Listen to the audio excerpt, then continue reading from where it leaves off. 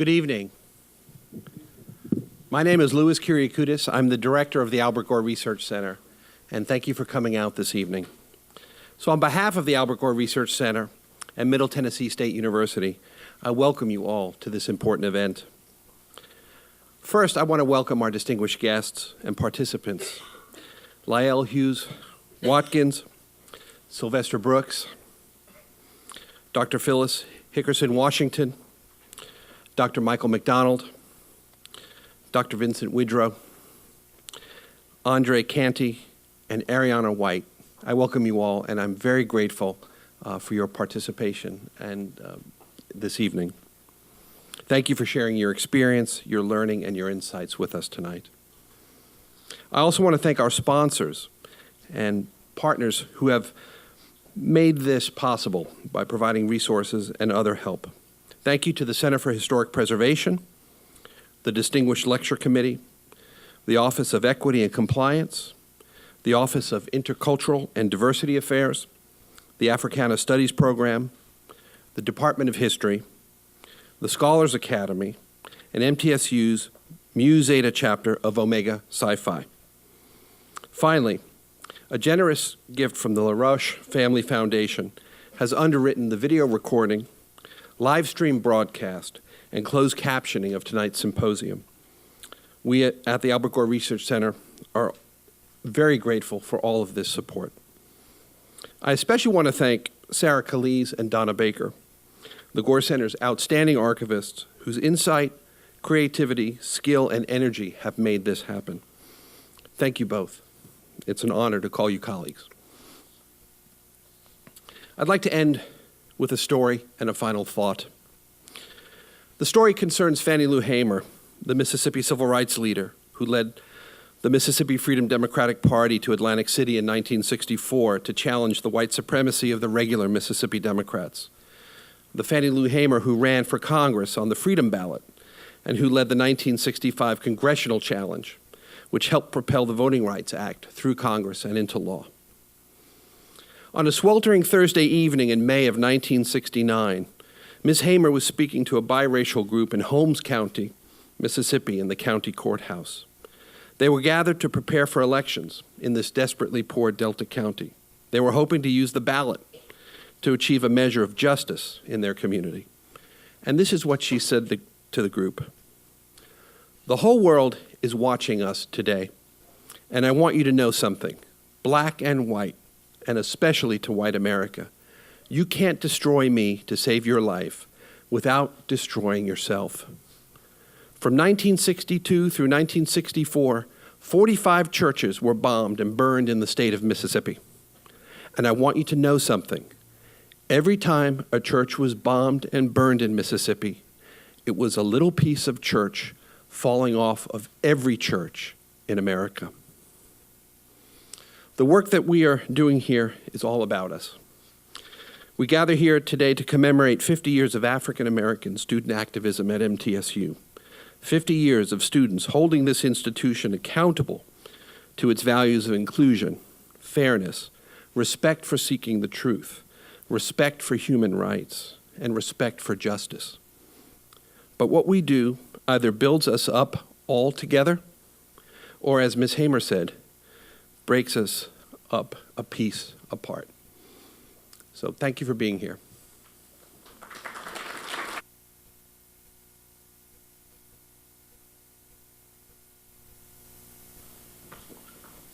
Good evening, everyone.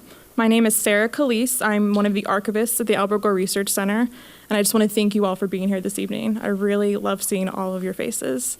Didn't really know how this was going to go when I first started planning it over a year ago, but I'm happy that it's turned out so well. I am excited to introduce to you all our keynote speaker, Lyle Hughes Watkins. I have gotten to know Lyle over the past few months as a hardworking founder of Project Stand, which is an organization of universities and archives institutions who are dedicated to documenting and preserving student activism. Lyle is a thoughtful leader in the archives field, who pushes for stronger ethics when it comes to archiving digital spaces and student protest movements. I am honored to be in a position where I get to collaborate with her and learn from her. Lyle is the recipient of the Academic Research Library's Leadership and Career Development Program Fellowship and the Society of Ohio Archivists Merit Award for her leadership in Project STAND. She currently serves as the University Archivist at Kent State University. Please join me in giving a warm welcome to Lyle Hughes Watkins.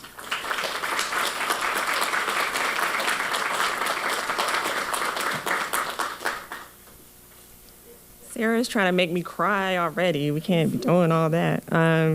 Before I begin, I just want to also express my gratitude. I want to again say thanks to MTSU for this invitation, to the 68 Symposium, all of the wonderful sponsors that have been mentioned in supporting this event. It is my first time in Tennessee, and I've experienced such kindness and warmth, and I just want to say thank you again for allowing me to share this moment with you. I hope you can hear me. So let me begin. I was in my early 20s when I began to understand myself, or at least part of me. I was in the process of getting my first graduate degree after a failed attempt at working for a local paper. I was barely there a year when the newspaper went on strike. I was from a union family, and it was etched into my brain, we don't cross the picket line. So I quit.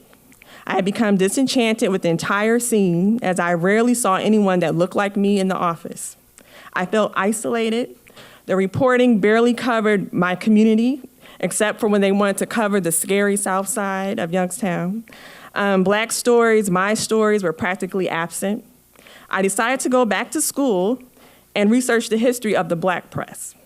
My interest in the Black press emerged in my senior year in undergrad, as I had hoped to work for the Buckeye Review, but they rarely had positions available except for in their delivery department, and I couldn't see myself delivering papers every day in the rain. I just couldn't see it. So it was such a small outfit, however, in comparison to the Vindicator, for which I had previously worked at. And competition for the same advertisers and vendors left them with smaller budgets than the mainstream publications. So while I failed at making inroads in documenting diverse stories at the time in the local paper, the same drive still took me back to Youngstown State, the academy for which I just recently graduated, unfulfilled in my attempt at a professional life, though short-lived. I yearned for connections to this society for which I had been launched into. How was I going to fit? How was I going to see myself? I deeply wanted to find a thread that would connect me to the past, a present, a future. And so I thought investigating the Black press in the early 21st century would be where I began to feel grounded in something. I was particularly interested in the role of Black women had played, because if I knew anything in my early 20s, I knew Black women, if but anecdotally, had always been a part of the revolution for change, of building nations, of working towards democracy. So I knew we were likely critical to the development of the Black press, as I had only tangential knowledge, unfortunately, of Ida B. Wells and Gwen Ifill, thanks to an education system that provided a Eurocentric framework. Not sure where to begin, I began with Google, the place where all great discoveries start, right? Please know I say that with sarcasm. Yet that's how I learned of Faye M. Jackson. Memory fails me on the exact words used to do my keyword search, but Google led me to a write-up by Kent State alum, Dr. Darlene Clark Hines, no less, showing Faye to be a Renaissance woman. Born in Dallas, Texas in 1902, her parents escaped from Dallas after a lynching in Waco in 1916 caused massive panic, taking Faye and her siblings to become Angelenos, hoping to leave behind the KKK and mob violence. Faye was the editor and founder of various California-based Black publications, reporting on people from Haile Selassie, Emperor of Ethiopia, coronation of King George VI, H.G. Wells, Josephine Baker. Faye frequented the nightclubs hoping to catch interviews with the glitterati of Black Hollywood like Jenny Lagan. She was one of the earliest women of color to report on the emergence of Technicolor in film, which would finally show the beauty and hues of African-American performers. In those little graphs, I could surmise that Faye was a revolutionary, despite being in a time when strange fruit still hung from southern trees, as an abominable Billie Holiday used to sing. I learned from the University of Southern California and UCLA, the Huntington Library, the Schomburg in New York had held records on Faye in their archives. And while I had never been to an archive at a research center or academic organization, the anticipation of seeing what was available left my heart with palpitations. My husband and I, who is with me here tonight, we were young, struggling graduate students, still in the early years of married life, with few funds for travel, especially to do archival research. But after some much needed inspiration from my husband in deciding which bills were going to be late, we caught a plane, and I had the opportunity to visit various spaces and meet some fantastic, dope people called archivists, who were charged with the task of helping me uncover Faye's complete existence. But what I found in 2007 at the time was sparse at best. Unaware of the systemic failures of traditional archives and documenting historically underrepresented lives, I foolishly imagined I would have access to boxes filled with all of Faye's publications, photographs, letters to lovers, telegrams to newspaper publishers, family scrapbooks. But what I saw instead were a few folders with a handful of photos, a couple of browning pages of correspondence, and yes, while each image, newspaper clipping, and note got me closer to who Faye was, she was practically invisible, nearly non-existent, within each institution I visited. Surely there had to be more. Networking and luck led me to her granddaughter, who was the true custodian of Faye's life, Dale Leah Pearson. Lived on the south side of Los Angeles. She had boxes of records of Faye stored in her basement, distributed throughout her home in various containers, plastic bags, and manila folders. Her granddaughter had a significant collection of Flash magazine, a publication that she started highlighting the Harlem Renaissance of the West Coast. Poems and letters from Langston Hughes and Wallace Thurman, who wrote about colorism in a novel titled Blacker the Berry. She had photographs of jazz legends like Alberta Hunter, correspondence from family members who had been slaves promising to bring a loved one home. It was almost spiritual for me to have this connection to the past. I was personally beginning to feel grounded. I was beginning to feel that anchor, no longer feeling free floating. I began to find purpose. I was finding myself while I was finding Faye. I was putting together an image of a life, one whose existence needed to be accounted for. As I got to know the granddaughter further, I found out she had a distrust of institutions, questions of good stewardship, respect of her grandmother's story, issues of access made her suspicious of cultural heritage organizations and the academy. So I was honored, humbled, amazed. My soul swelled as I was able to see what Faye had accomplished, the path she took. Her life's work was a tribute to what is and was possible despite the complexities of being a Black woman. Though I was not biologically tied to Faye, I was now a part of this thread. This continuation of being a woman of color, now suddenly conscious of what that meant through time. I stayed in touch with the granddaughter as I worked to complete my thesis. She had become a distant family member. We had a bond. But at the same time, I felt a sense of incompletion or unfinished business. I quickly realized I wanted to be what Delili needed, what I needed, what those who had been disenfranchised, forgotten, made invisible, erased, undermined, underdocumented, undervalued, unseen, needed, an advocate, a voice who would be their voice, and demand reparation, elevation, memorialization, decolonization, eradication of traditions, of theories, of praxis that has historically placed the experiences of those who are privileged over those who are not, where the narratives of the oppressor reign supreme over the silences of the oppressed. I wanted to play my role in making the Academy a space where archives document the full breadth, I said the full breadth of the human experience. And I am not alone. In my sentiment on the impact archival work has played on my development as a complete human being, Arturo Schomburg, a Black bibliophile for whom the Research Center in New York is named, as early as the 1920s, called for the decolonization of history and asserted the need for a historical recovery process in the archives on the African diaspora. because it would provide a sense of self for people of African descent. How can a people truly attain a sense of self when there is a disregard to the humanity, and the archival profession has been complicit in that dehumanization of historically underrepresented communities? Dr. Tanya Sutherland, assistant professor for the Library and Information Science program at the University of Hawaii at Manoa, and I hope I'm saying that correctly, exposed in her article, Archival Amnesty, that the history of lynching is underdocumented in the American archives. A Tennessee paper in 1899 covered the lynching of Sam Hose and the 2,000 spectators that attended the lynching and the burning of Sam. His remains were distributed as souvenirs to those who attended the gruesome affair.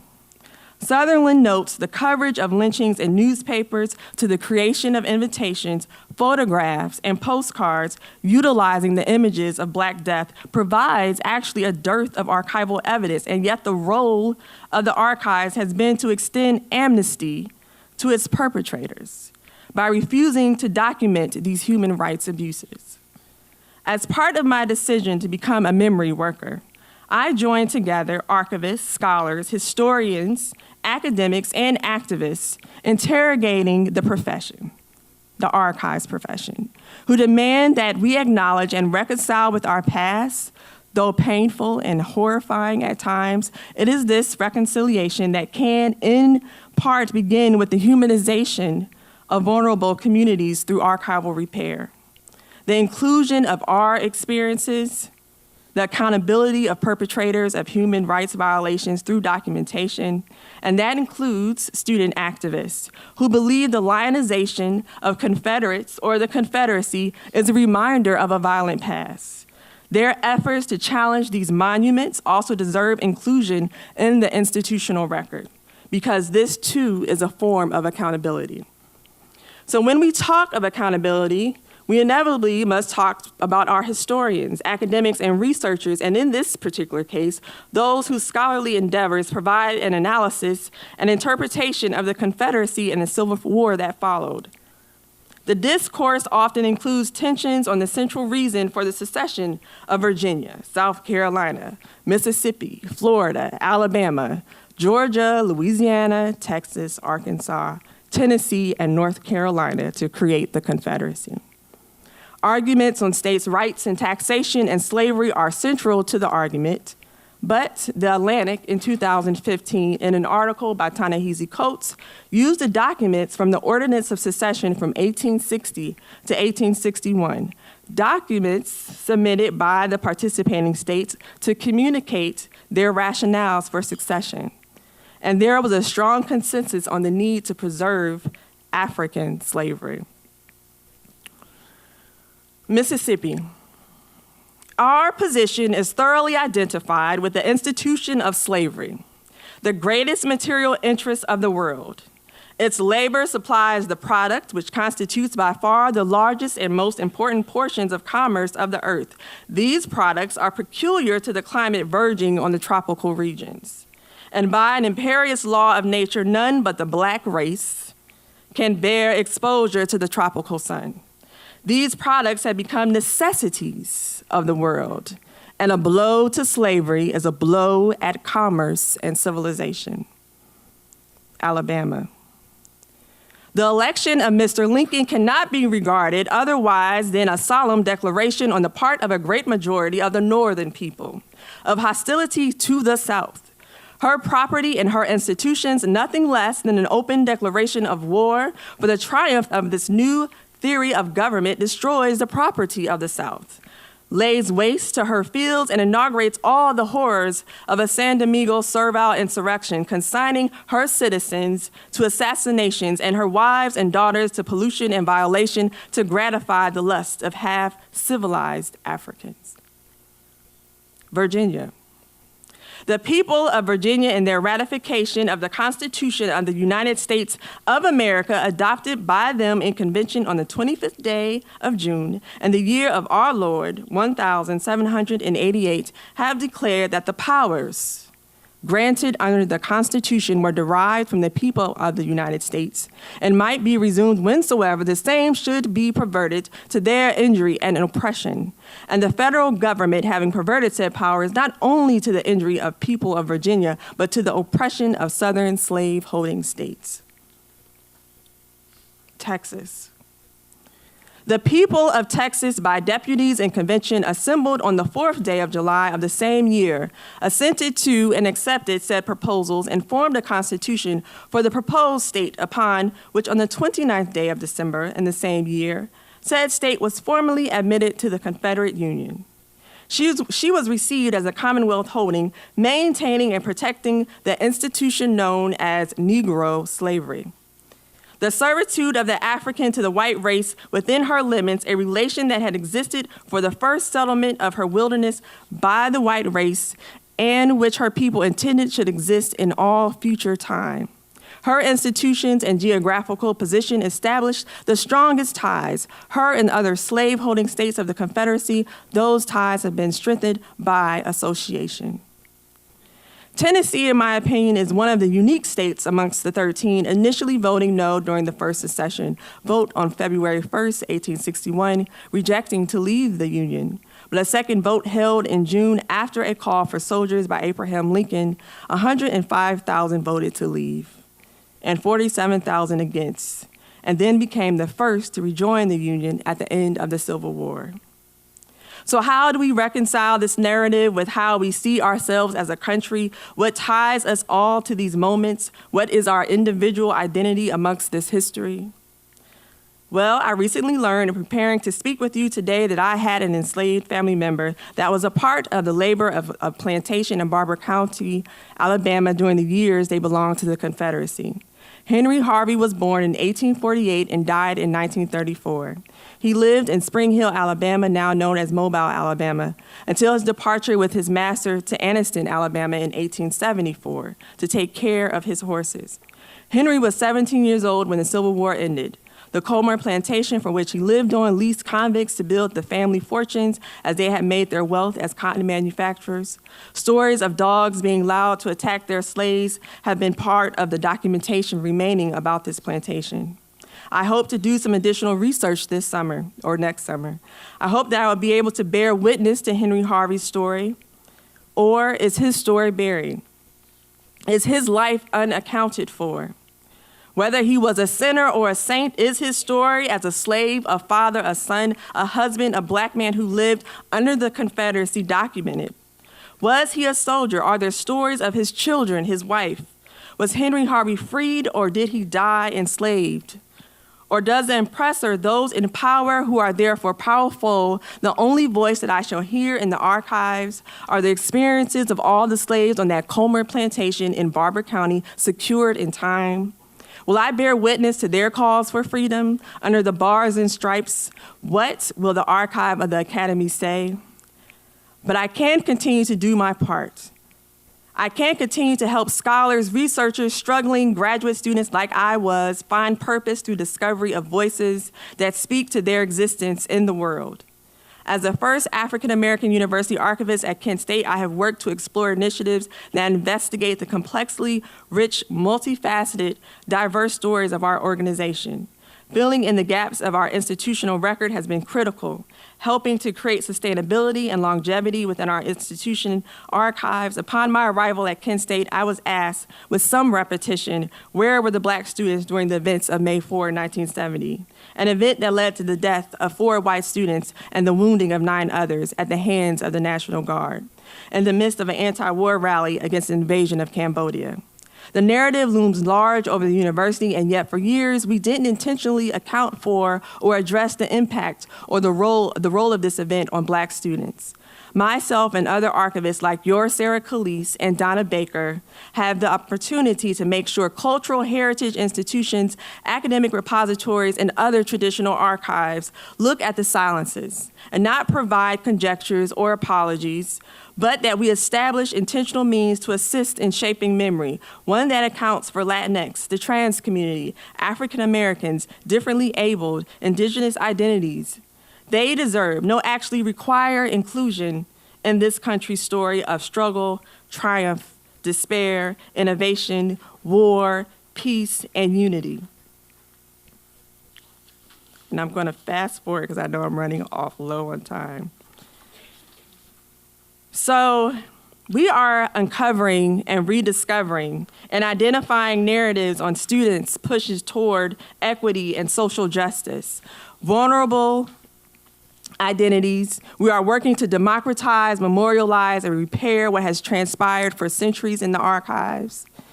Our work, the work of the Albert Gore Research Center, the documentation of students' efforts with the Forest Hall protest collection, your efforts to remove the monument of the Confederacy should not exist in silos, as MTSU joins a pantheon of activists that have contested the commemoration and validation of a period with confrontational ties to America's past, and plays a divisive role in its present.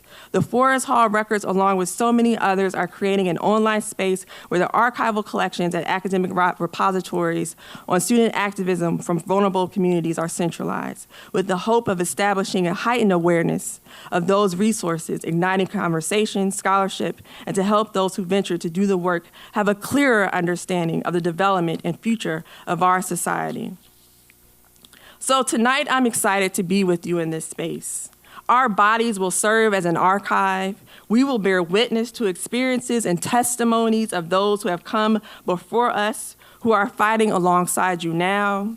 I am honored to have the opportunity to share this space with Sylvester Brooks, Dr. Phyllis Hickerson Washington, Dr. Michael Mcdonald, Dr. Vincent Windrow, Andre Canty, and Ariana White, all of whom have been instrumental in a fight for equality and social justice, a fight that began long before any of us were born, that started in part off the shores of the African coast and continued on the battlefields of the Civil War and remains in the protests against Forest Hall.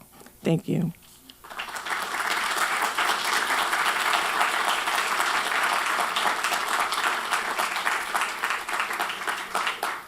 Thank you so much, Lyle. That was a very powerful speech.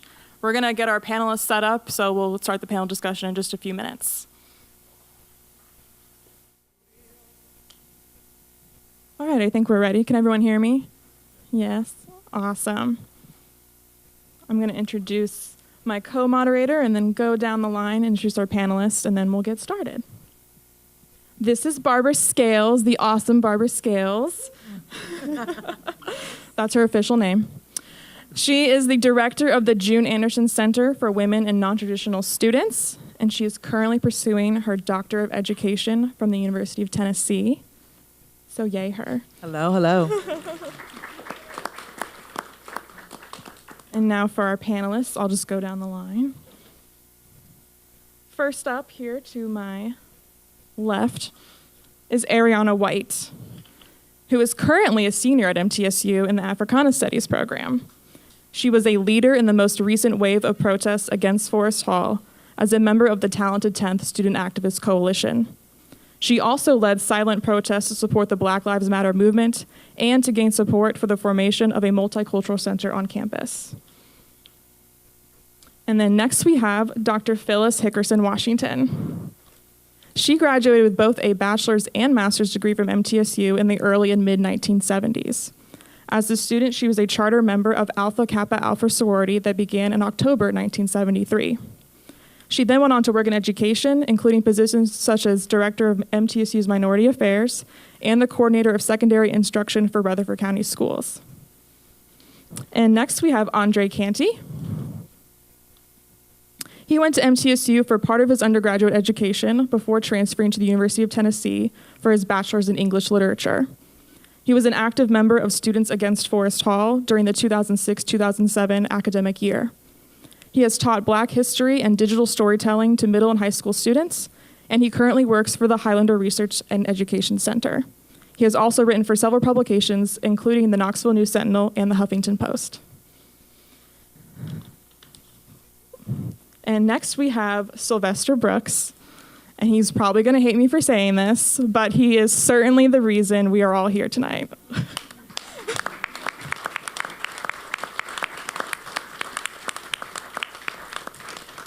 Sylvester graduated from MTSU in 1970 and he was an instrumental figure in the very first movement against Confederate monuments in 1968.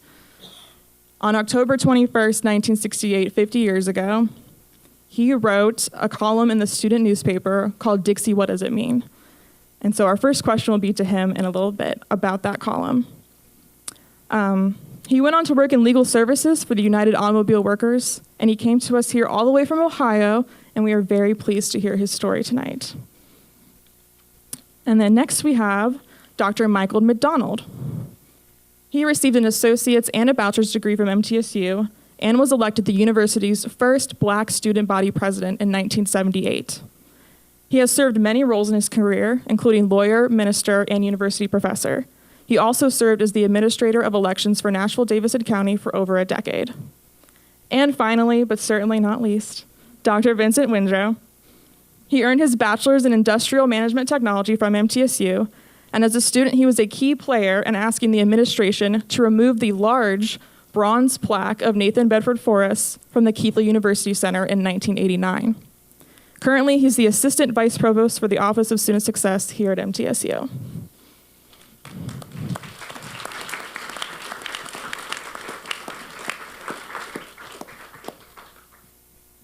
So first, I think it's appropriate that we all start with Sylvester Brooks.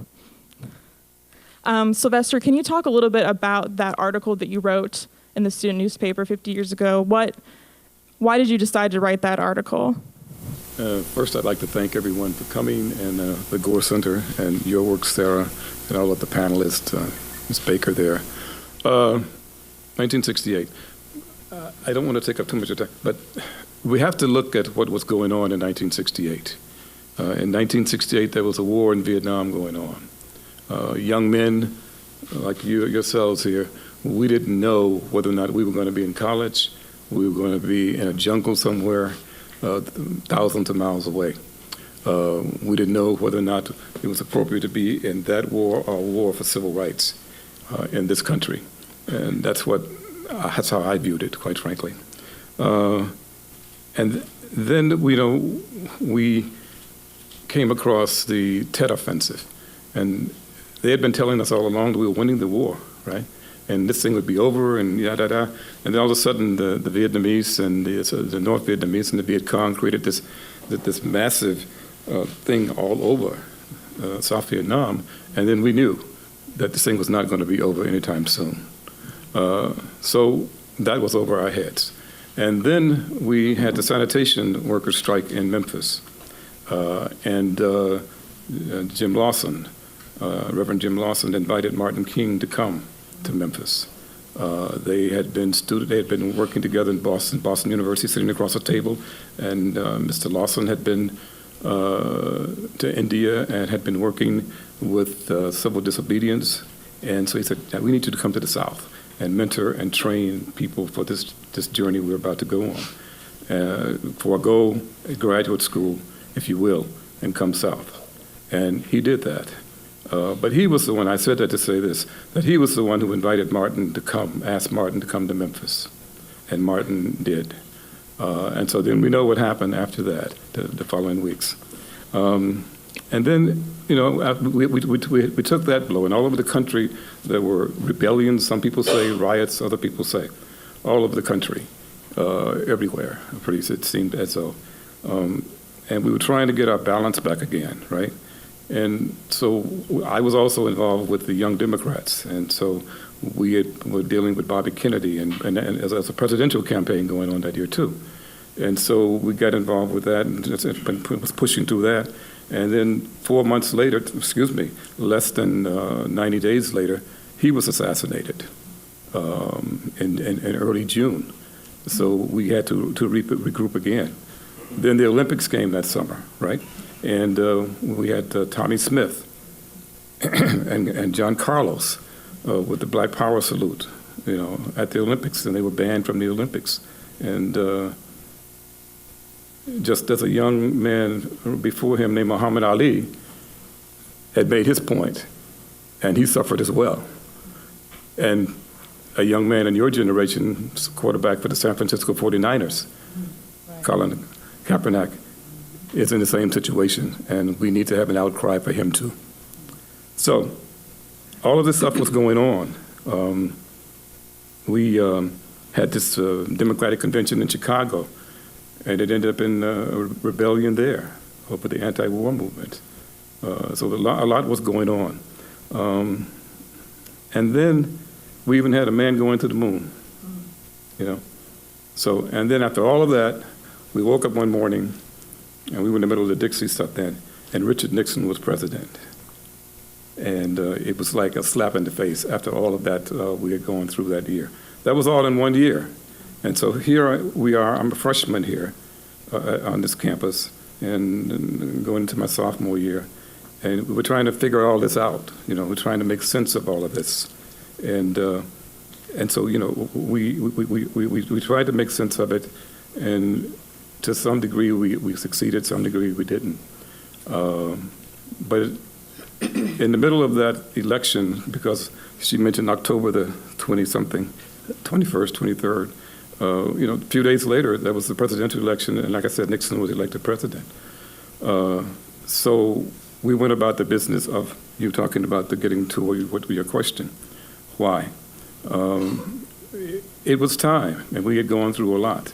And when I came here in '68, I was told that going to a football game was going to be a journey. It would be quite interesting. I'm from Memphis. It's a largely black community city.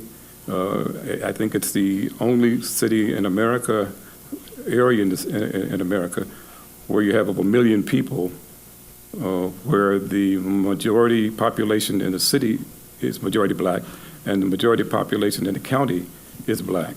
And the entire metropolitan area, and that's true today, is almost 50-50. So it's an area where you just can't get rid of race. Sometimes Memphis looks like kind of clumsy, and it looks like it's you know, things aren't going so right. But they have to deal with race there because you can't run away from it, and it gets clumsy. So that's my vantage point. I had never been in a classroom with white teachers, white students, the rest of it. You know, I had never been to a white doctor. I'd never been to whatever. You know, that was Memphis for me. But so I come here, and Joe Crawford from in Indiana said, you know, you go to a ball game, you know. So I went, and here's this guy on a horse.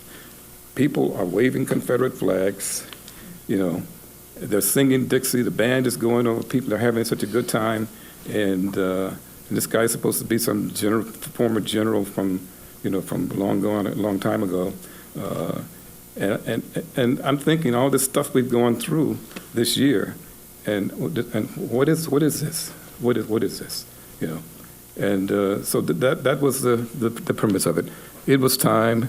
We had enough. I had enough, and we needed to be serious about some of the issues. The forest thing was like in-your-face stuff.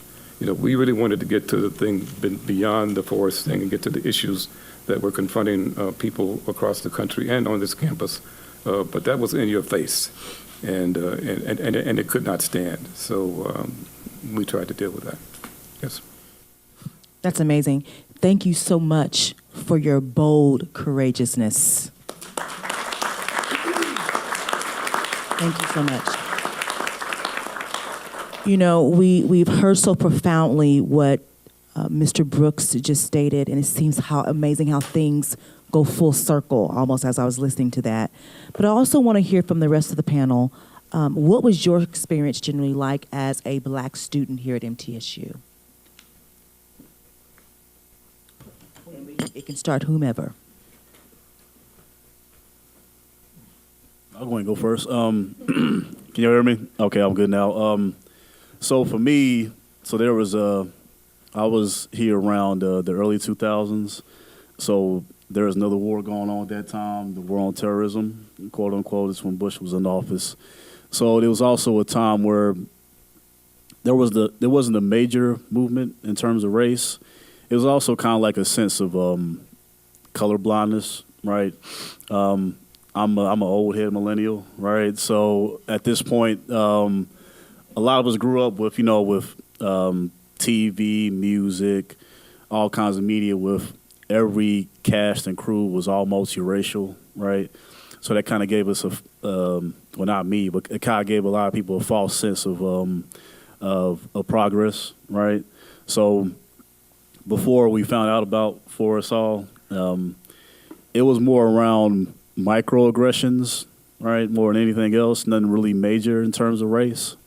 We all each had our different groups. I was part of like a more black conscious group, right? So before it was even Black Lives Matter, right? We would just, send the philosophy, just waxing poetically about stuff, and around Peck Hall, right? So for me at that time, yeah, it was always there, and I felt it, but until Forrestal, we kind of had a sense that there was something waiting for the wool to be taken off our eyes.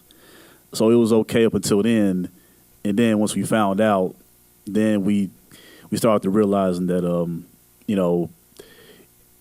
it's not saved by the bell, right? It's not saved by the bell. It's not what we saw on TV, right?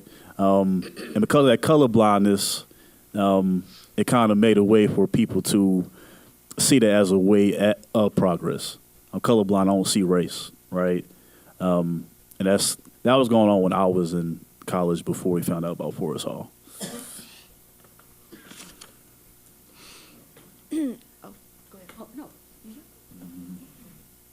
I will say for me, before I found out about Forrestal honestly my sophomore year. Before I found out about that, MC for me was great. Stayed in Cummings. Everything was pretty cool. I had a lot of best friends because we all stayed on the same floor. And then I remember just walking past, just kind of thinking, like, what is that? And then I really want to say I overheard, like, a group of people, like, talking about it. So I immediately put out my phone and I just Googled it. Like, I'm the type that literally just stand right there and Google something if I really want to know it that badly. And from there, I got in talks with, a few people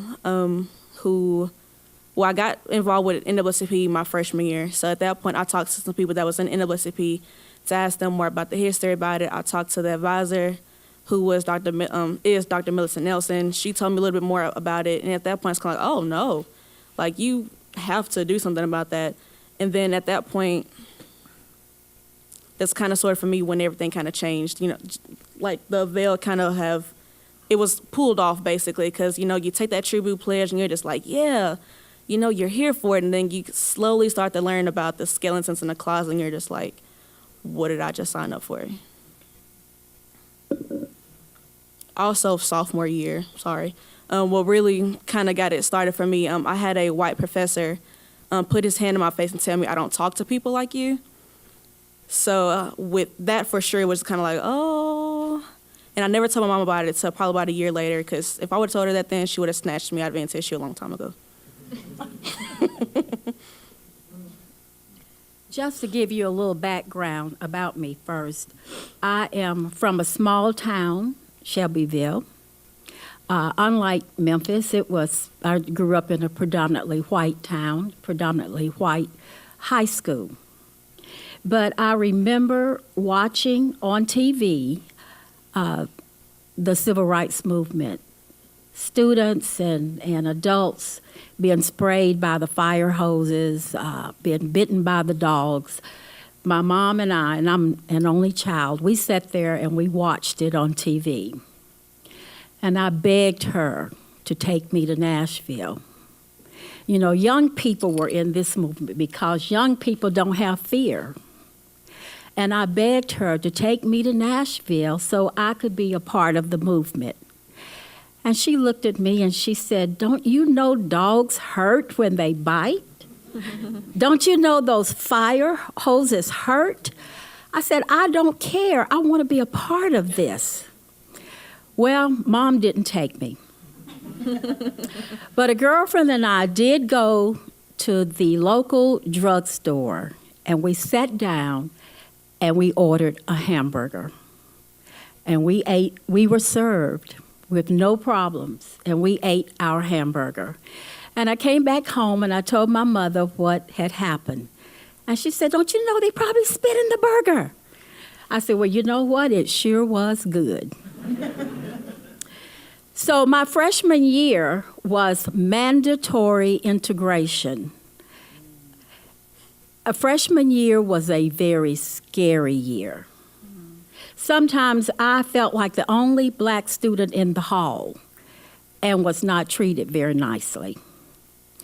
But we integrated the school, or maybe I should say desegregated the school. And my senior year, it did feel like it was integrated. So we were the first. And then coming to MTSU, we were part of the first. Now, what was good for me, I was in the Upward Bound program that MTSU had. It was a 6-week summer program for low-income, college-bound students. And for 2 years, I was in that Upward Bound program. So I became adjusted to MTSU, and I met professors here. In fact, my senior year, I was allowed to take 2 college courses. So I knew some of the teachers here. So I knew the adjustment for me was going to be better than some of the other students who were freshmen. Sylvester Brooks was with were you president at that time of the BSA? Or just? No. Sylvester Brooks was part of the BSA. We went to the Black Student Association. Now picture this, the only really organization you have is the Black Student Association. So when I went to the Black Student Association, I felt I was part of the civil rights movement because they were arguing about Nathan Bedford Forrest and some of the other things. So I felt then I'm a part of it. I remember Sylvester being one of the greatest leaders. He was my Martin Luther King. For us freshmen, he was our Martin Luther King. And I am so happy. Thank you for the invitation. I want to thank you too, because I have not seen Sylvester since he graduated. I knew he didn't know me. I was a freshman, but we loved him. And when he graduated, we were like, what are we going to do? Our leader is gone. What are we going to do? And thank goodness Al Wilkerson and Gerald Edwards, both from Chattanooga, stepped up to the plate. But one situation that we had was there were cheerleader tryouts. There were no black cheerleaders, but there were African American basketball players winning games for MTSU, football players winning games for MTSU, but no black cheerleaders. And we were upset about that. So Al Wilkerson and Gerald Edwards, and at that time Bart Gordon was the ASB president, they all came together and had a special tryout. They didn't say it was just for black students, but we knew it was for black students to try out. And Ernestine Covington and Miles Ridley became our first black cheerleaders. But here was the problem. Ernestine was not very small, but Miles was. And he dropped her every time. So here we are. When we would go to the basketball games, there was a black section. We all sat in that black section. And we sat there, and we were so afraid because at that time, they did not put a black girl with a white cheerleader, male cheerleader. It was the 2 blacks together. And we sat there, and we would say, oh, Miles, please don't drop her, don't drop her. And he would drop her every time. Now, I think you wanted me to talk later about, so I'll wait till you ask me about that question. But anyway, so we only had the Black Student Association at the time. That was 1970. Around 71, 72, there was an influx of more students. And that's when interest groups for Greek organizations started. We were not being invited to the white Greek organizations. So when that happened, and it's called the Divine Nine. There are Omega Psi Phi, who's helping with this program, Alpha, Kappa, Alpha, Delta, Sigma, Theta. So there are 9 in all, and the interest groups started. You will find these organizations on predominantly black colleges. Those interest groups started, and you heard me introduce as a charter member of Alpha Kappa Alpha. After that, I think it was more integrated. We felt more a part of it when we had our organizations. We felt more a part of MTSU. MTSU really was a good experience for me.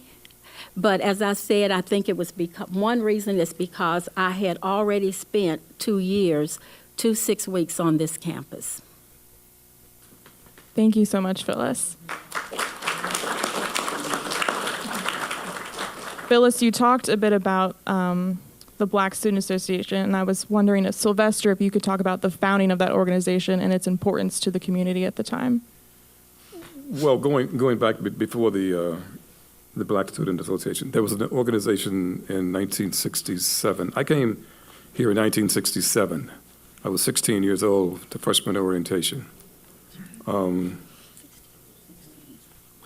I got to Murfreesboro, my parents and I, we stayed at a motel. I got in the swimming pool, and everybody else got out. So that was my introduction to Murfreesboro. The next day, I went to the program, and the orientation thing, and they went through what they had to do.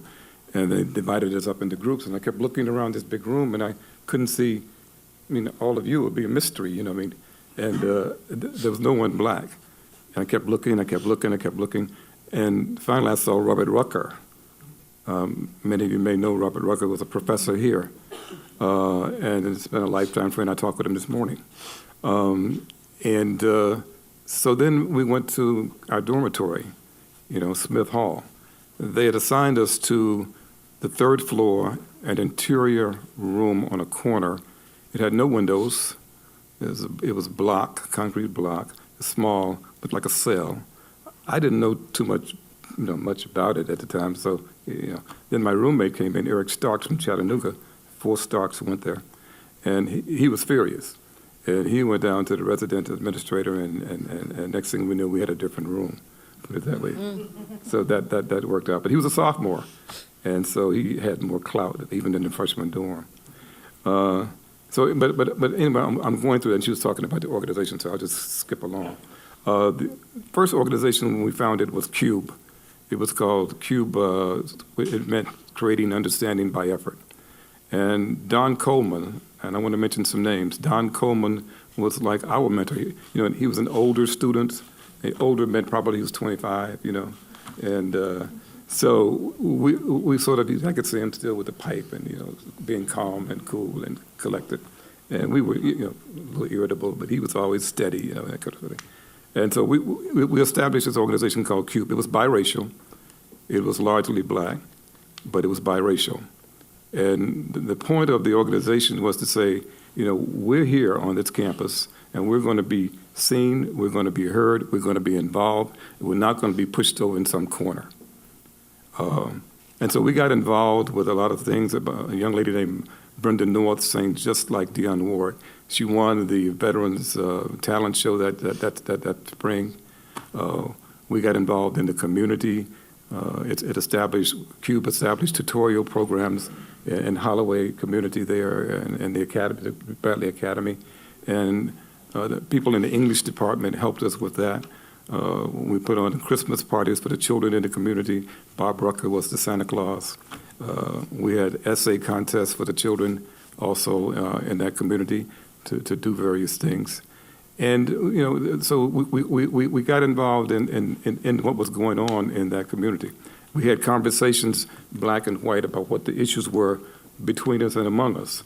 Frank issues. Sometimes they were, cutting to the chase and cutting to the bone. But those are the kind of conversations that we need to have. Too often, when we talk about race, we want to touch the edges of it, and you really got to get to the bone to deal with it. You really got to do that. And because we can't, otherwise you just wait till a crisis occurs, and then you deal with it, and then you back off of it real quickly when the crisis goes away. So CUBE was the first organization that we established on the campus, and it was very active. Robert Rucker, like I said, Don Coleman, and several other people were involved. So later on, one other thing we did with CUBE, we told the people in the organization to seek out in other organizations that they belong to seek out the position of ASB representative, because each group, right, could have a representative in the student government.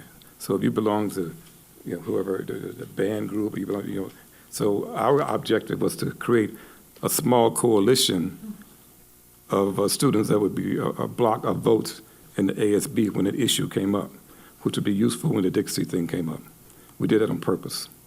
And we probably had a core of about 12 votes, not huge, but at least it was the beginning of a core and of people who successfully were able to get themselves in the ASB position.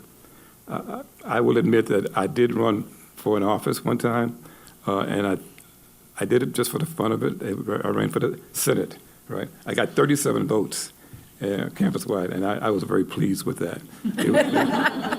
It was a badge of courage. We weren't here to be liked. At that time, we were here for other purposes, I thought. In the meantime, I had to try to find a way to go to school and pass classes too. We did run a candidate before, but named Bill Phillips, William Phillips from Chattanooga. If you remember Bill Phillips, yes. Bill Phillips ran, and that was the year that Bart Gordon won the presidency. And to our surprise, Phillips got about 500 votes, and it was enough to kick the Bart Gordon election into a runoff. And they had to run off, and Bart Gordon won that election. But yeah, he got over 500 votes, and that was quite surprising. I still remember him getting up in front of the crowd that night, and the first thing he said was that I am the dark horse in the race. And everybody just said, come on, Bill, Everybody, they thought it was funny, out in the crowd. And the rest of us would say, please. But he got 500 votes, and that was very shocking. So that was the first organization that we had. We thought that when the Dixie thing came up, there was some tension because some people thought that was going to divide the group up, that some people were not going to be willing, white students were not going to be willing to take the heat, because quite frankly, it was some pressure on them. I mean, we had support of our group, of black students in our group. We had support of our family. We had support of our friends. For them to take a stand with us at that time, the organizations they represented would give them heat. People in the building would give them heat, maybe their parents, maybe their friends, but they did it. And hats off to them for doing that. And when it got to Dixie, that group stuck together, and they voted with us, that day. So that's part of what I wanted to just talk about. It was a very lonely experience at first, but we refused to be locked away. We refused to be not seen. We refused to not be heard. And if you take nothing else from any of this, don't let yourself not be heard. Silence is more deadly than anything else. Silence is more deadly than anything else. So. That's amazing. Mr. Brooks, I love one statement that you just made. You said we had to go to the bone of the situation and not just go around. So this question is for you, Dr. Mcdonald, because you did go to the bone. You went straight to where your voice could be heard through student body. And so we want to ask you this question. What was it like being the first black student body president? And did you feel the pressure more because you were the first? Can I have 15 seconds? Yes. Please. Take all the time you need. Thank you. First of all, before I guess I give my very abbreviated comments, I want to thank my parents who laid the groundwork and the foundation for me to become the person that I am. And whatever I am not is because of me and not them. The other person I want to recognize is my wife, who I lost in July to metastatic breast and brain cancer. She was a very important part of my growth. And I think what's critical for at least me as an African-American man is the importance of the African-American woman, which is what I saw in my household. To respond to your question, first of all, when the issue came up, Sidelines asked me, I interviewed all three candidates. One candidate was the president of the Interfraternity Council. The second person was president of the largest fraternity on campus. It's no longer on campus. And myself. The reporter with the Sidelines asked me why I was running. I try to keep a straight face. Why am I running? I'm running to win. There was no other objective except but to win. Well, what about you being the black or African American? And the reporter actually used the word Negro. I remember that very vividly. I grew up north in Buffalo, New York. That's where I was born. My parents were part of the Great Migration. Millions of African Americans who left the South on the other side and made their way north on the other side of the Mason-Dixon line. And they saturated in New York State, many upstate New York. I'm literally maybe 20, 30 miles from Niagara Falls, and Niagara Falls was the destination for many slaves, as you know. Cincinnati was the first point, as you know, on the other side of the Ohio River, getting out of Kentucky. Well, my parents made a decision to leave Huntsville, Alabama. My mom and dad, they were both civil rights activists. When I was actually 4 years old, we made a visit back to Huntsville. I gotta share this real quick, because it's about my mom, not me. And she had my two older brothers and myself in tow.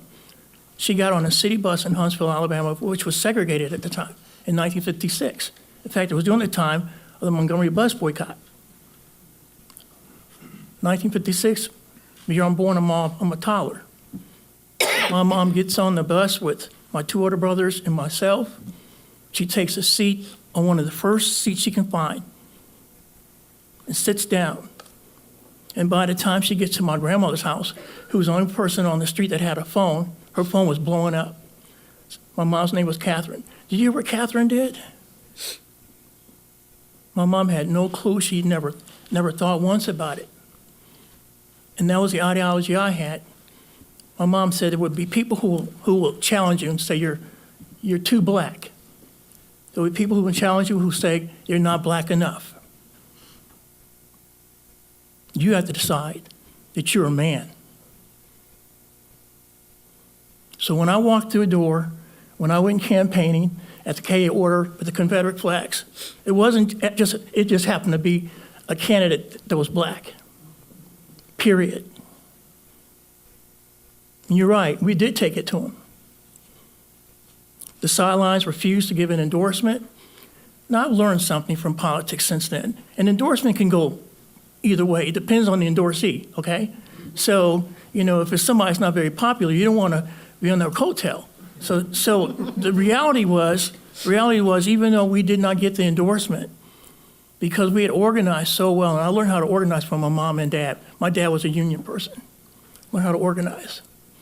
And there were two other books that I read. I'm going to say this, and this is what motivated me to have the strength to do what I did. One of the first books I read as a young kid was called Black Like Me. I highly recommend you read it. Black Like Me. And the second book I read was Why We Can't Wait. It's one of the last books that Dr. King written before he was assassinated. And 1978 is basically a decade removed from 68. And I always saw my generation as the dream generation. The dream generation. whatever it is that, Olivia Woods or Mary Scales and all these other individuals who came before us laid the foundation for, we should be what? The benefactors. And so that's what happened. I never saw, and we never looked at color. It wasn't an issue for me. As a result, in 1978, we not only elected our first African-American SGA president, we elected our first African-American homecoming queen, who just happens to be my cousin, Barbara Gibson. We elected our first black Mr. MTSU. But beyond that, we also had a focus on faculty. Mr. Brooks is right. SGA, ASB is critical because they had a lot of money. They controlled the purse strings, so there was a lot that you could do if you were president. It was a highly visible position. But at the same time, even though we took it to the administration, I promise you I paid the price. My campaign leaflets and materials were defaced. I ran for office 2 years removed from the movie Roots. They were like Kunta Kinte on my literature. It wasn't uncommon for me to get harassing calls at night, and even got to a point over the summer of 1978 where I got death threats. And a lot of these things I haven't talked about because people just assume that it was just like this, like this rosy road, and it wasn't. It was more of a glory road because hopefully God has gotten the glory out of whatever's happened in my life. Thank you.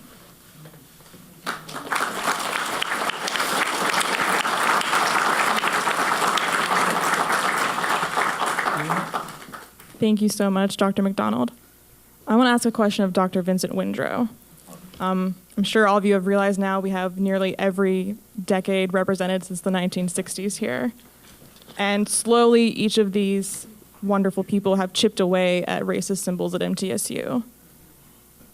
Dr. Windrow was very vital in getting the plaque removed from the Keithley University Center.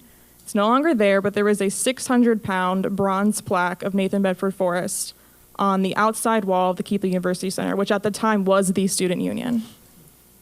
And this was put up in the 1960s, before Sylvester was even a student here. And then it got brought up again in the later 1970s when Dr. Mcdonald was a president, but it did not get taken down until 1989. Can you talk a little bit about that process? Sure. So there's a question. It's a profound question. It asks, how many licks does it take to get to the center of a Tootsie Roll Pop, right? And I don't know the answer, but it's the same type of question that asks, how many drops of water is required to cause the glass to overflow? So I and the rest of us, we were just the next drop. But if it hadn't been for the previous drops, our drop would have gone to the bottom of the glass and would not have had that cumulative effect. It would not have overflowed, Sarah, to the removal of the Forrest statue.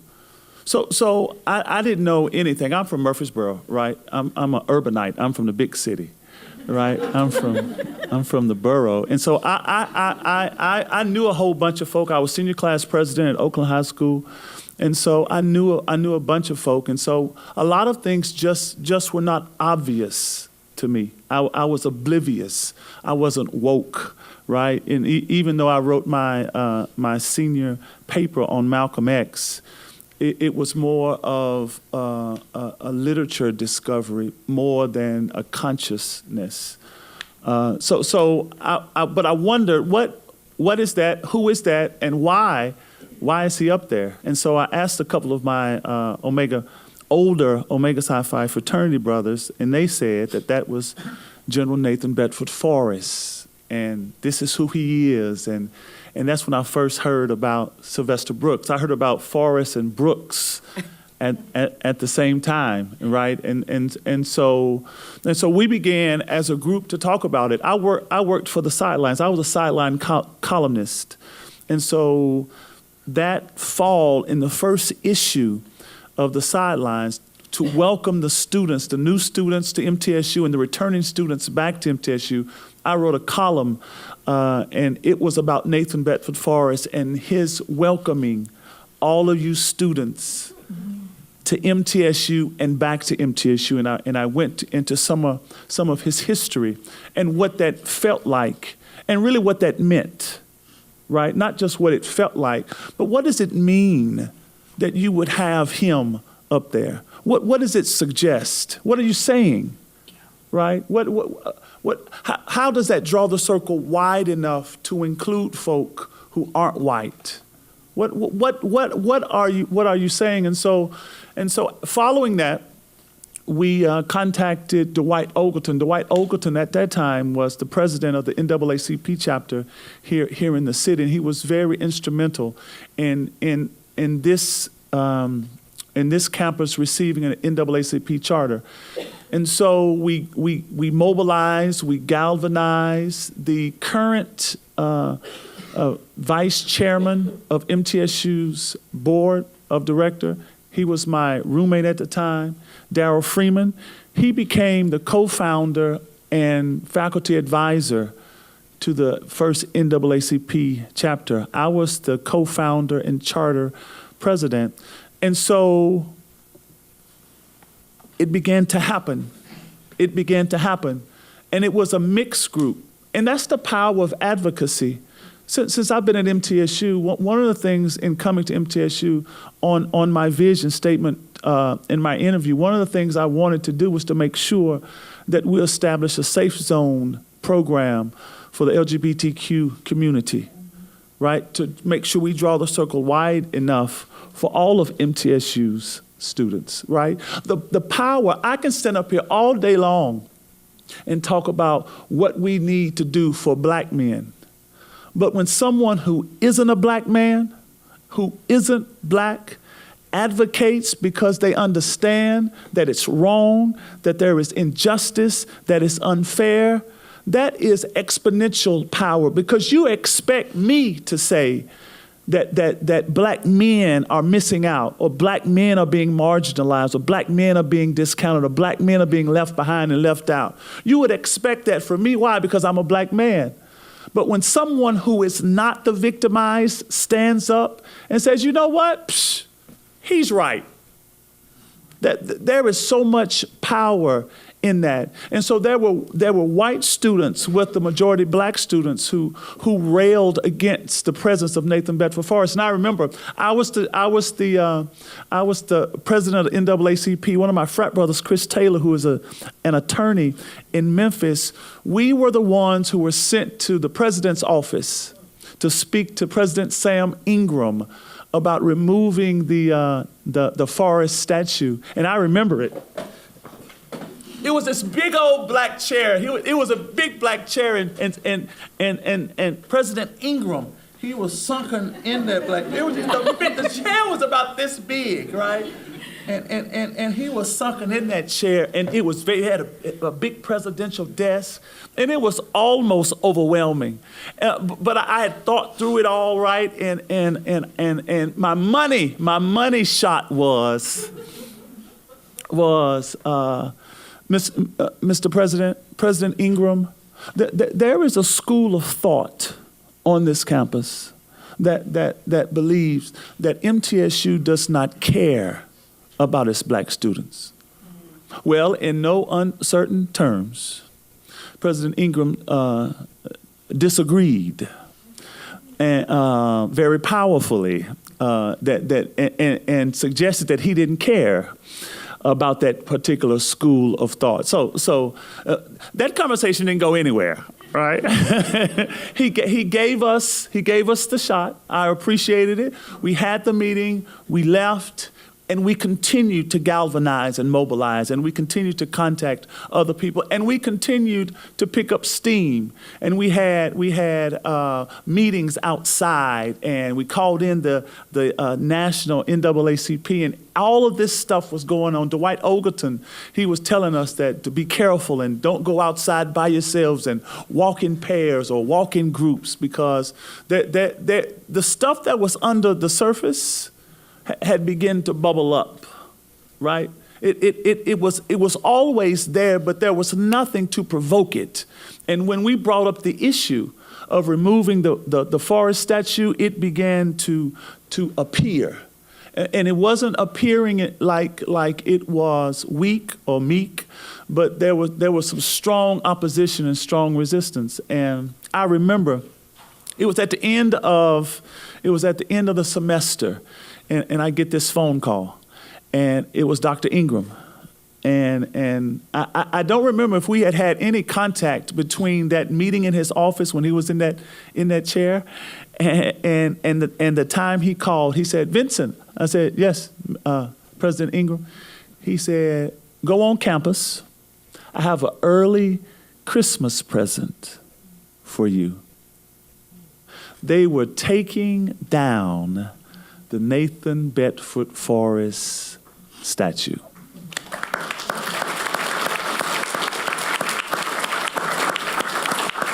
Some folk would ask why did he did it. The reality is that I believe that was his last official act as president of the university. He left, right? He was retiring, right? And so he did that, but I still believe it was very courageous. Because even in not being president anymore, he was still part of this community.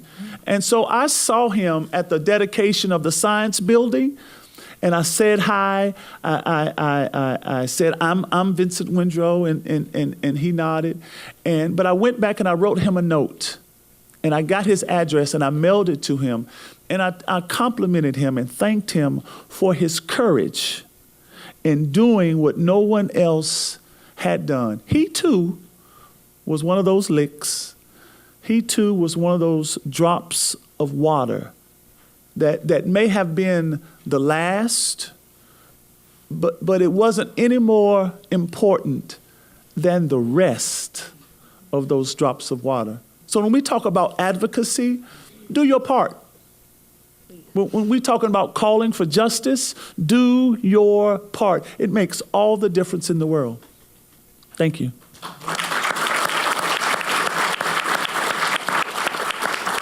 Thank you.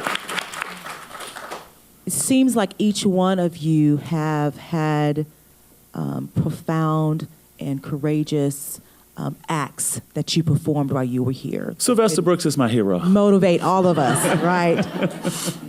So there's two questions I really want to ask, but I'm going to ask this one. Forest Hall is still here. And even after everything that you have done and have made great strides in ending an era of that, it's still here. How does that make you feel? And what should we do from this point on, or what can students do from this point on? Can I just have an addendum? Absolutely. And this is why, because it was discussed back then. It was discussed to do away with it all. We concluded, we arrived at the point of saying, if we can get that statue down, it made more sense to us that his name was associated with the military building. Right, wrong, indifferent. That's where we landed. How many years ago? 30 years, long. 30 years ago, that's where we landed. We may have been right, we may have been wrong, right? But that's what we were thinking. And that statue on the student union, where all students, just not military students, but where all students entered, that became our point of contention. Right, and so I was asked yesterday. I was in a retreat with some administrators, and they said, "Well, tell us something." We was doing icebreakers. Tell us something interesting about yourself. And I said, "Well, I was when I was a student at MTSU, I was a student activist, and I was a sideline columnist, and I was one of the leaders who helped bring down the statue, the Nathan Bedford Forrest statue, off the Keithley University Center." And the next question was, well, why didn't you take it off the military building as well? We really thought that that was as much that we could do, and we were satisfied with that at that point. Well, Vincent raised the question a minute ago. What did it mean? What did they mean by putting up the medallions and the statues? What were they trying to accomplish with that? Now, we know what they say, that lost cause, heritage, the rest of it. But we've heard that. But what we really know is that it was an insult and an act of intimidation toward people of color, particularly African Americans. When they put up the medallion that he's referring to on the wall, on the outside of the building, what year was that? He was in like 1966. What was going on in the country in 1966? The Civil Rights Movement, you know. In Memphis, when they put up the Nathan Bedford Forrest statue in Forest Park in 1904, what was going on then? Plessy versus Ferguson, the codification of laws that brought back Jim Crow. It said, basically, they were saying just, we still control this. We still own you. So back up. That's what they were saying. When they put up a statue of Jefferson Davis, what year was that? In Memphis, 1964. What was going on in 1964? The civil rights business. So they knew exactly what they were doing when they put this stuff up. And when I hear this business about heritage and all the rest of it, you know, that's just, you know, that's crazy. And we don't buy that at all. Not at all. Not at all. I wanted to touch base on, go back to the medallion. I remember, and Vincent remembers, I used to throw rocks at that thing. And I was pretty accurate because I used to pitch a lot in baseball. As a matter of fact, my high school team, well, I won't get into that. We had just, and made several months before that, we had been the first black high school to compete in a high school state championship in baseball in Kingsport. So I was I could hit a target, you know. And so the thing is that the guy who was the manager of the building, his office was right behind where the medallion was. And so when it would clank, you know, he would like ring in his head, you know. And next thing you know, you'd see him walking out, looking around, you know, for everybody to go there, you know. So I was very elated when I heard the news that it had come down. We've heard some talk about color blindness, and we appreciate coalition building. And as we go about the business of trying to move forward, we have to think in terms of coalition building. But when we think about the sanitizing of Martin King, when we think about the de-radicalizing of Martin King, and we think about the world that we want to be content of character people, right? We have to have color in that content, you know, and you have to be very careful about that. And you have to have a place at the table, not just, you know, be around to be effective. And you can't really get to color blindness as long as there's intimidation, voter intimidation. When people don't have an opportunity to find resolution through the judiciary, through the legislature, through the executive branch, what happens? What do they resort to at that point? You know, and so that's where we are today. And you know, hopefully, as we go forward, we'll be able to find solutions, coalition buildings when it's necessary. But sometimes people have to go off on their own. The question she raised about the Black Student Union, I wanted to get back to that real quickly. Many of the white students wondered, you know, we thought this was about integration, something about Cube people, and we wanted to, you know, but there was a time when you need to build coalitions, and there's sometimes when you have to stay in-house, you know. We wanted to talk about black studies. We wanted to talk about history. We wanted to talk about, people wanted more of a social outlet, but they also wanted to be safe. There was an inherent sense of a lack of safety. You talk about death threats. I got tons of them. I got them when I was in high school. I got them when I was here. It didn't faze me too much. People were sending things like, "We know where you are and what you're doing," and actually, I was doing those things when they would write them. And it, well, look, are you watching me? And then some of them came directly from the Klan, and they were coming from other parts of the state even. But the one that bothered me the most is when somebody broke into my room and took all my Motown and Stax records and broke them all up, And then about 4 months later, I got a notice in my box at the post office to go to, at Student Union to go and pick up some packages. So I go, and there's like this 9 cases of records from Columbia, and they're all country and western. So whoever went in my room and got rid of all my music, as a second blow, they sent me this stuff. And for years, I was getting collection notices about these things. So that was kind of funny. I'll stop. I can go on further. Do you all see why he was our Martin Luther King?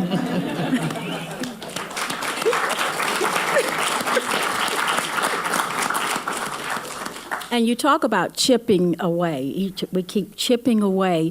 I remember when he was on all of our notebooks, our pencils, Nathan Bedford Forrest. So here we are, freshmen coming in with Nathan Bedford Forrest on our notebooks. And doing these Black Student Association meetings when we're fussing about it and planning strategies. That's what I kept hearing. Sylvester and Al, and they were all strategizing, and we were a part of that. And I remember the next year, we felt we had won something just because he was taken off of our notebooks. So we just continue to keep chipping away and chipping away. I think we have one more question, and then we're going to open the floor for questions. I want to hear from Andre and Ariana, since you were both part of the more recent protests against Forest Hall. We know it's still there. It's going to remain there for the foreseeable future. How does that make you guys feel? You want to get it first, so I can? I kind of have a lot to say, so if you want to go ahead. All right, cool. All right, that'll work. Because I'm interested, as the youngest person here, she's still here. So, how I felt when Tennessee Historical Commission voted to keep it up. It was almost like the student body said it, president said it, task force said it. Now bear in mind that movement, we thought it was ended by them, right? By Ariana and their organizers, right? This is also shortly after Charleston. So the reason that conversation even resurfaced because nine people got killed in Charleston. So like every time that there is any kind of issue with us, it always involves blood, right? So when it got voted to keep up, forget the morality about it. Me, her, them, you all have contributed money, right? Forget morality. I'm talking about money now, right? All the thousands in tuition that's been paid here is keeping this up, right? So that's past everything, right? That's past morality. That's past everything. Our money is contributing to that. And then by keeping it up is a signal of what they think about each and every one of us.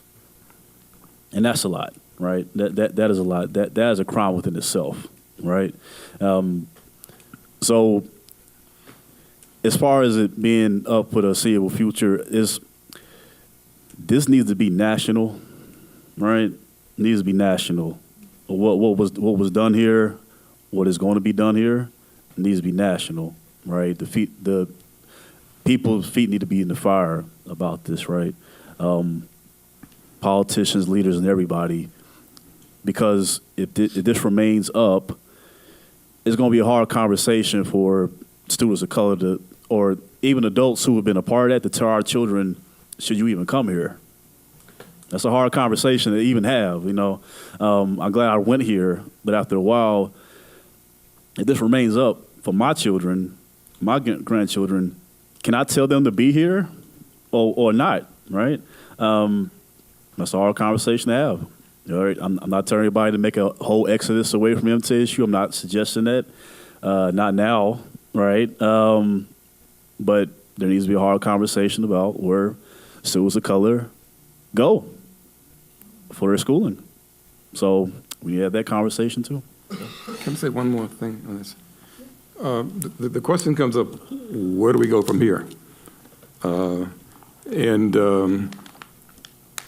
think that, well, I know, I've seen the videos of the students marching against the forest thing here in the last year or so.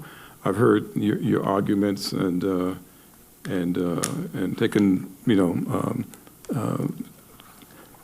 some pleasure in seeing that you're still fighting the good fight. But what I think we need to do now is a little more. We have to deal with the forest issue. We have to deal with the statutes, but we also have to deal with the statutes.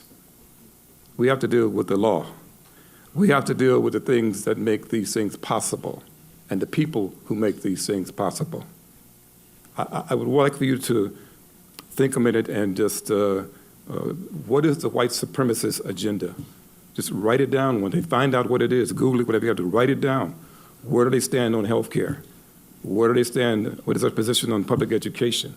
Where does they stand on women's rights, LGBT? What are their stands on equal protection of the law? Write them down. This is their position, the white supremacists, the white nationalists. And then in the next column, write down what does your state legislature stand, where do they stand on these same issues? Where do they stand on public education? Down the line. Where do they stand on health care for people, for children? And then go one step beyond that. Where does my own representative stand on these issues, one by one? And then at that point, I think you can begin to get a broader picture, a bigger picture of where you stand and what actions need to be taken. You mentioned that it has to go beyond Middle Tennessee. Make one caveat. Know very well, you're here to graduate.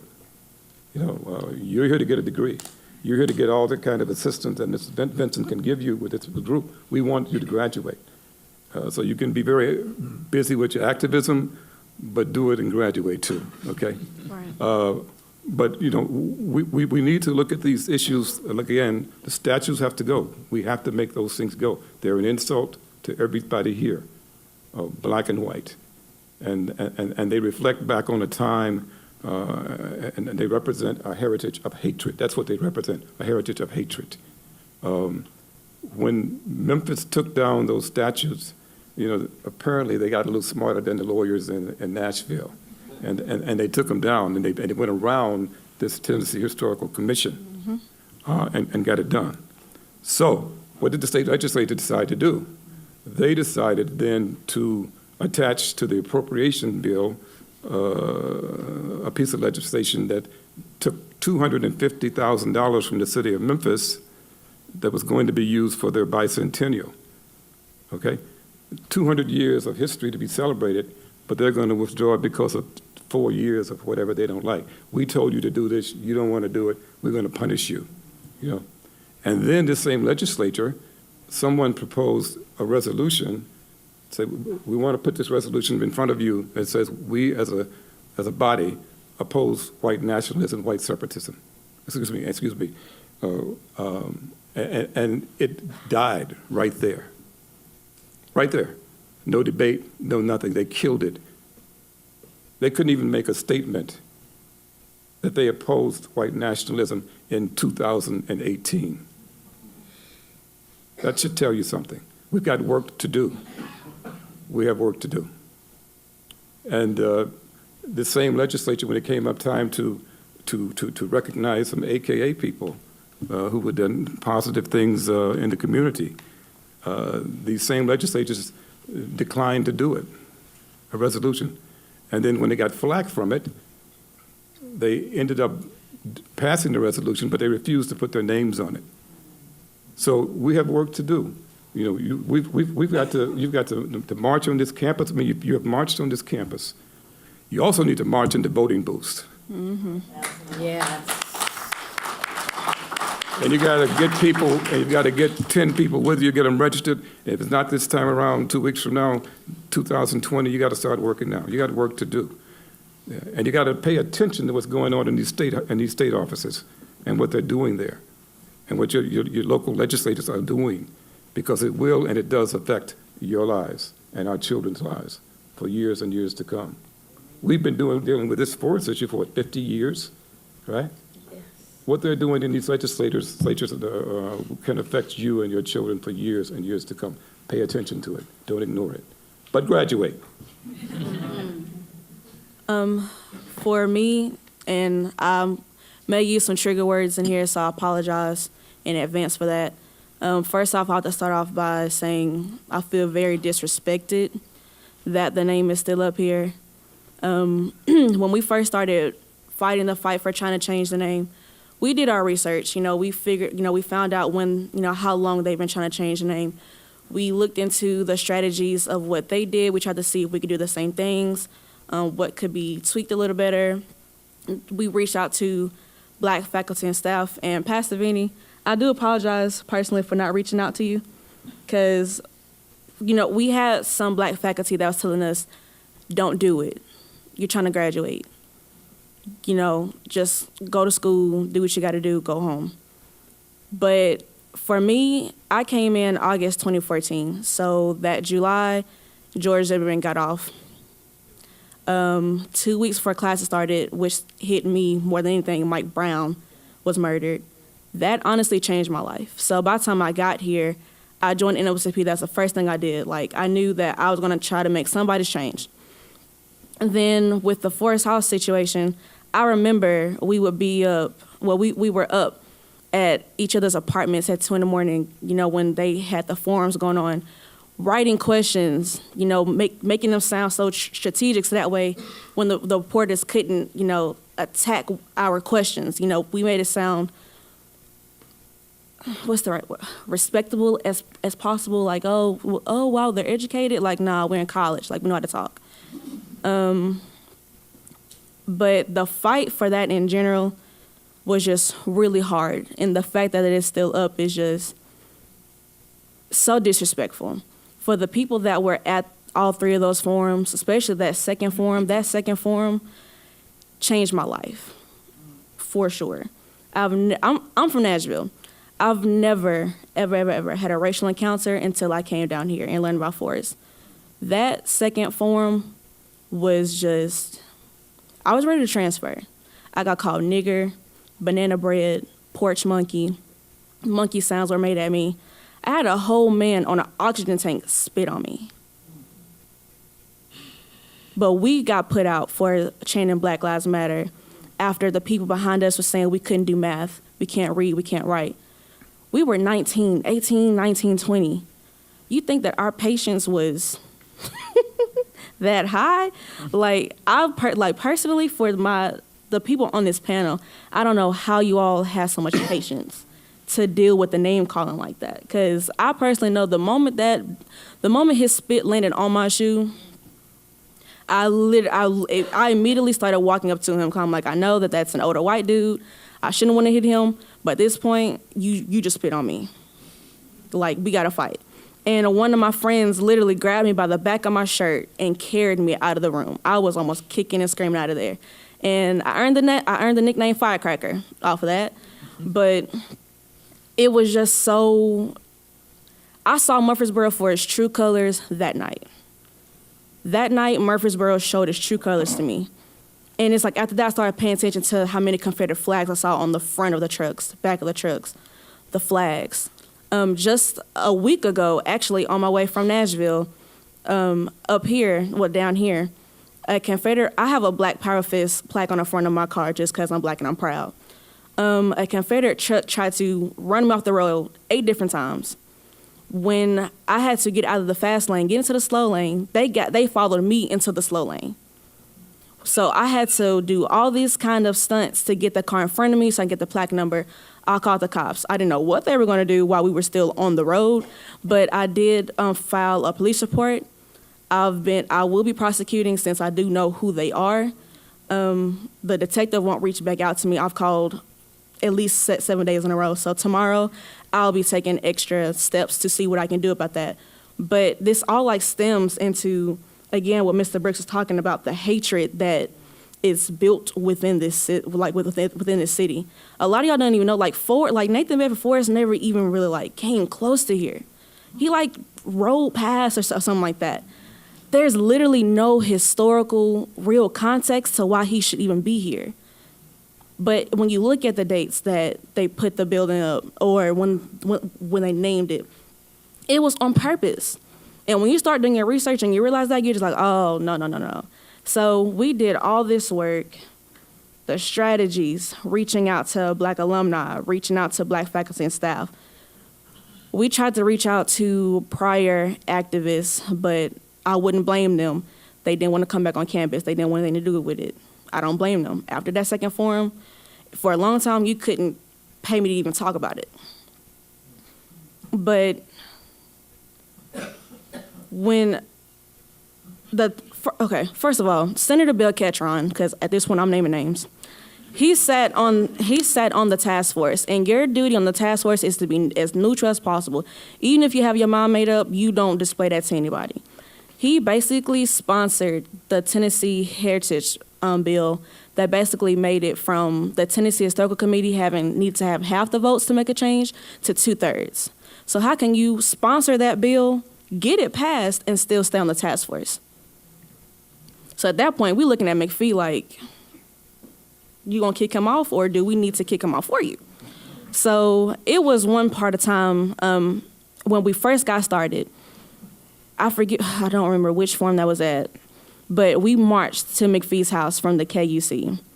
The momentum, you can ask anybody that was there. We had shirts made that said, I am true Black. We were ready. We were in the moment. I read off the list of demands to McPhee, and I had the crowd repeat back after me. There's no better feeling than knowing that you have some type of power in your hands, and you can finally make them listen to you, like make them see like why you're here. It was raining. We marched in the rain to McPhee's house. Now, noted, it's not that far away, but it's rain. Like we marched. We said what we had to say. But that second forum, just honestly, it's just really disrespectful. Like I sat in the meeting where the Tennessee Historical Committee made the final vote. And I'm proud of us because we made it all the way to the very last step, where a lot of times it didn't get halfway. So we made it to the very last step. And from the outside looking in, it looked like we actually had a pretty good chance. You know, we had a lot of petitions that was like, no, we need to get it changed. You know, we had the numbers. But then when you actually go from on the outside to sitting inside that meeting, and you see the people that sit on the Tennessee Historical Committee, and you see all of those faces that don't look like you, it was basically like a trial in there. Like, they had witnesses from both sides come in. The lawyer, I had the pleasure of sitting next to the family lawyer of Nathan Bedford Forrest, by the way. They just kept coming for our witnesses, question after question after question, none that really made sense. But to see those hands go up for no, or each name that was called no, no, no, no, no, no, no. It was like, did you not hear us? Did you not see the pain? Have you not paid attention to the last 50 years that we have tried to get this name changed? And here it is again, you're telling us no? It's kind of like, how am I supposed to continue to go to a school like this when y'all don't care about us?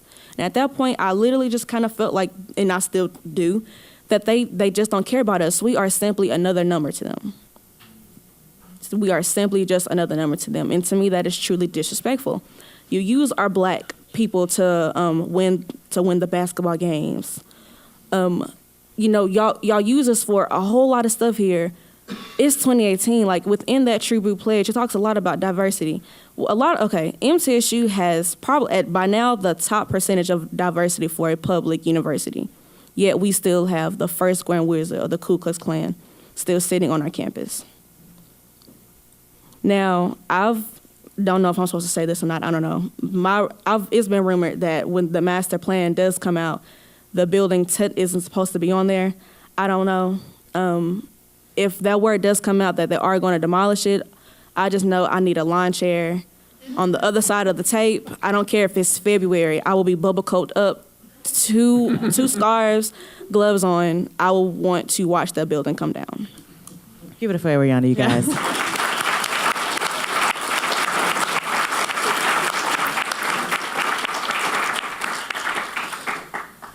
We'll take 2 questions. So, one Barbara and one from me. I'm going to come up there with you.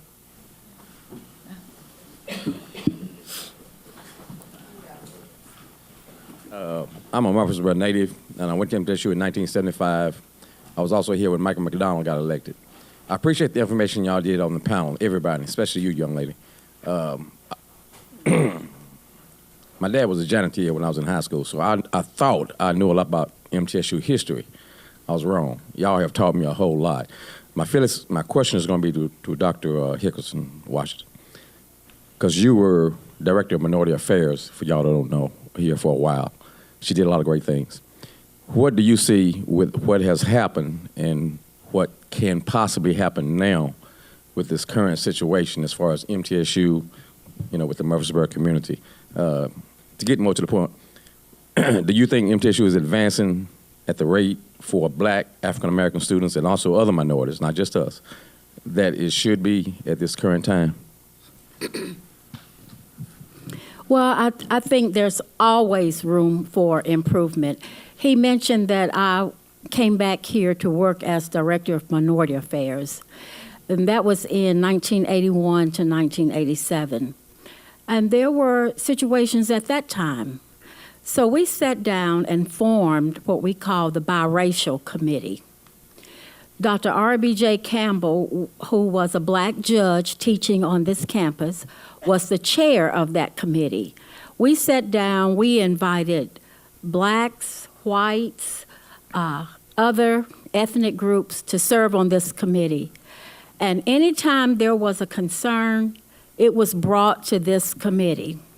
So after we resolved some of the issues, we decided to just look at every area of the campus to see what could be done so that the experience for Black students as well as other students could be much better. And just to give you an example, we looked at student programming.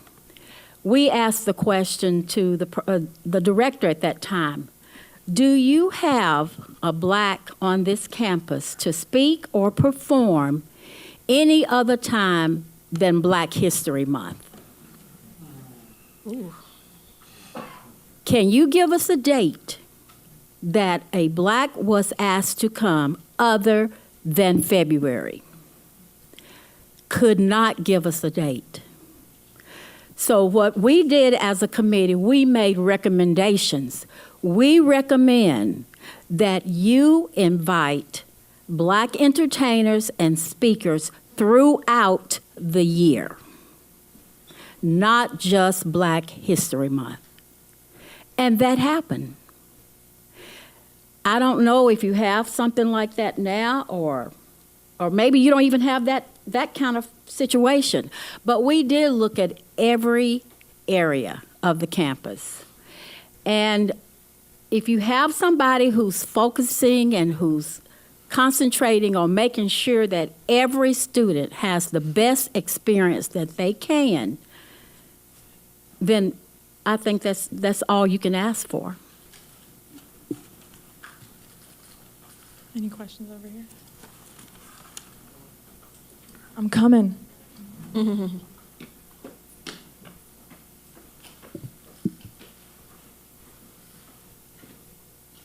First of all, I'd like to thank you all for being here. My name is Sean Mcdonald.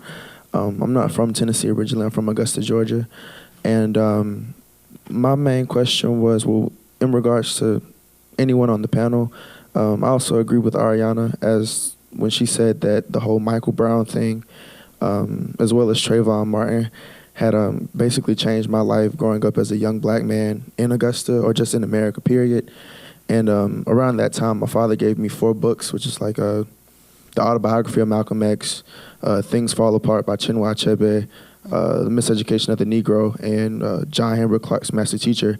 But Dr. Brooks, or Mr. Brooks, you said that they were putting up the statues and these buildings as a way to kind of scare us, to show that we're still in control over us. So do you think that they're still doing that? And if they are, what should we as students around the nation do to kind of counterattack that?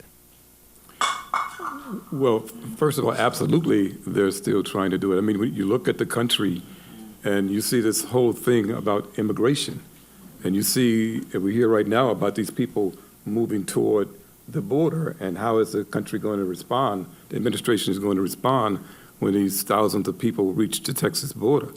It's all about demographics. The Pew Research firm, you probably know about the Pew Research firm, did a study, and they determined that in 2016 and going through 17 and 18, that millennials and Generation X people are going to exceed the voting eligibility populations of the boomer generation and the older generation. So it's your time. Reverend Barber, in quoting him, he said something to the effect that if you ever wondered why you were born for this season. You know, if you ever wondered why you're here for this season. You know, so it's time for you to stand because others have stood before you. And what I hear about this Tennessee Commission, you have told them what you want. People in Memphis told them what they want. They ignored you, you know. They have no credibility. You have social media. You have ways to organize in ways we did not. You know, if you have to go after that commission, expose them for what they are. There was this marker about Forrest. And I keep going to places I know better, as Memphis, and it was put up in 1955, and it said this is where Forrest lived when he was blah blah blah, and then it went on to say he became wealthy from his business enterprises. Right. His business enterprises, and underneath of this marker it said the Tennessee Historical Commission. They're fraud. They're not telling our story. So the Park Commission, the national, had to get involved. And so the new marker is going to say that he was an illegal smuggler of enslaved people, that he was a slave trader who sold and bought human beings, because that's the story. So what you need to do, like we said, find out who your enemies are, find out their positions, vote. You know, line by line, who's against public education? What are they doing? What are they doing? What about health care? We have to get to the position where it's not just bad that children are denied health care. It's more than immoral. It's a crime. And we have to reach the point of saying that this is, it's not just say this is bad, I don't like this. We have to say this is unacceptable and then act on that. But that's where I'm coming from.